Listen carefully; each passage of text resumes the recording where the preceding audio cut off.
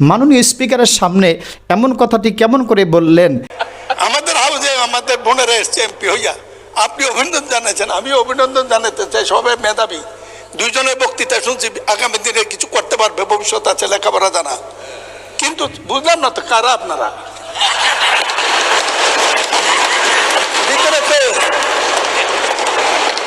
আপনারা আপনারা এদিকে দেখতে পারেন, আমরা এদিকে দেখলে কি আছে এটা বুঝবো না, এটা ঠিক না। মাননীয় সদস্য প্লিজ পার্সোনাল ফ্রিডম নিয়ে কথা বলা উচিত না, ঠিক না। সম্মানিত দর্শক, ভিডিও চিত্রে আমরা দেখতে পেলাম যে এই ব্যক্তি তথাকথিত এই সংসদ সদস্য মনিরুল ইসলাম, যাই হোক, তিনি নারীদের পর্দা নিয়ে, নারীদের বিষয়ে কেমন কথা বললেন। আর আমরা ভিডিও চিত্রে নিজ চোখে দেখতে পেলাম তখন সাথে সাথে যারা বেপর্দা নারীগণ ছিলেন তারা টেবিলে আওয়াজ করে বুঝাচ্ছেন, অর্থাৎ তাকে সমর্থন করছেন। এটিও বাংলাদেশের মানুষ দেখে উচিত মনে করেনি। তারা পর্দা করেন না সেটা ভিন্ন কথা, কিন্তু পর্দার বিরুদ্ধে একজন কথা বললেন, সে সংসদ সদস্য হোক যাই হোক, তাকে বাহবা প্রদান করা, এটি মানুষ, ইসলাম, মুসলমান এটা ভালো নজরে দেখেনি। দ্বিতীয় কথা হলো, তিনি যখন পর্দার বিরুদ্ধে বললেন, আমি এবং বাংলাদেশের সকলে ধন্যবাদ জানাই সেই স্পিকারকে, যিনি তাকে সতর্ক করলেন এবং তাকে থামিয়ে দিলেন। সেই স্পিকার মহান একটি পরিচয় দিয়েছেন। আল্লাহ এমন স্পিকারকে আমাদের দেশে আরও এরকম প্রজন্মর পর প্রজন্ম দান করেন। স্পিকার সাথে সাথে তার বিচক্ষণতার পরিচয় দিলেন, এমন সংসদ সদস্যকে থামিয়ে দিলেন, আটকে দিলেন। শুধু তাই না, আল্লাহ এবং আল্লাহ রসুল যেখানে পর্দার কথা বলেছেন, উলামায়ে কেরামগণ বলতেছেন, বিশেষ করে ইসলাম যাকে সমর্থন করে সেখানে বিরোধিতা করা কি ঈমান হারানোর নামান্তর নয় কি? তাকে তওবা করতে হবে। চলুন এবার আমরা দেখি এই ব্যাপারে উলামায়ে কেরাম, বিশেষ করে চরমনায়ের পীর সাহেব কি বলছেন। দাড়ি না, ওটা রবীন্দ্রনাথ ঠাকুরের দাড়ি।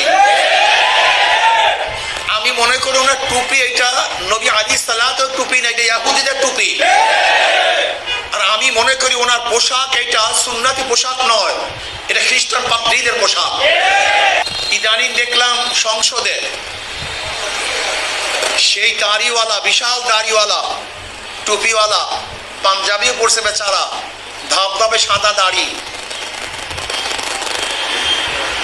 বোরখার বিরুদ্ধে কথা বলেছেন, ঠিক, পর্দার বিরুদ্ধে কথা বলেছেন। বেচারার নাম মনিরুল হক। আমি তো ওনাকে দেখে ভাবতাম একজন ভালো লোক, ইসলাম প্রিয় লোক, কিন্তু উনি বোরখার বিরুদ্ধে কথা বলার কারণে মুফতিদের কাছে ফতোয়া জিজ্ঞাসা করা উচিত ওনার ঈমান আছে কি নাই। আমার যতটুকু তাহকিক, আল্লাহ পাকের কোন বিধানের বিরুদ্ধে কেউ যদি কথা বলে, ঘৃণা করে, অপছন্দ করে, কেউ যদি অপছন্দ করে, ঘৃণা করে আল্লাহ পাকের কোন বিধানকে, সাথে সাথে বেঈমান হয়ে যায়, সে মুসলমান থাকে না। আমি জনাব তারেক সাহেবকে বলবো, আপনি সতর্ক থাকুন। আপনাকে বিতর্কিত করার জন্য এই সমস্ত নাস্তিক শক্তিরা বিভিন্ন রূপে, ওই মনিরুল হক সাহেবের দাড়ি আমি মনে করি নবী সাল্লাল্লাহু আলাইহি দাড়ি না, ওটা রবীন্দ্রনাথ ঠাকুরের দাড়ি। আমি মনে করি ওনার টুপি এটা নবী আলাইহিস সালাতের টুপি না, এটা ইহুদিদের টুপি। আর আমি মনে করি ওনার পোশাক এটা সুন্নতি পোশাক নয়, এটা খ্রিস্টান পাদ্রীদের পোশাক। ওনাকে তওবা করতে হবে, মাপ চাইতে হবে। যদি উনি তওবা না করেন, মাপ না চান, তাহলে বাংলাদেশের মুসলমান ওনাকে কোনো অবস্থায় ছাড়বে না। কেউ নিজে দাড়ি রাখেন না সেটি ভিন্ন কথা, কেউ নিজে নামাজ পড়েন না সেটি ভিন্ন কথা, কেউ নিজের সন্তান মাদ্রাসাতে পড়ায় না সেটি ভিন্ন কথা, কেউ রোজা রাখে না সেটি ভিন্ন কথা। কিন্তু মূল বিষয় হলো, কেউ দাড়ি নিয়ে, টুপি নিয়ে, ইসলাম নিয়ে, পর্দা নিয়ে, মাদ্রাসা নিয়ে, মসজিদ নিয়ে, আলেম নিয়ে, কোরআন নিয়ে যদি কেউ ঠাট্টা করে, তার কিন্তু ঈমান চলে যাওয়ার আশঙ্কা রয়েছে।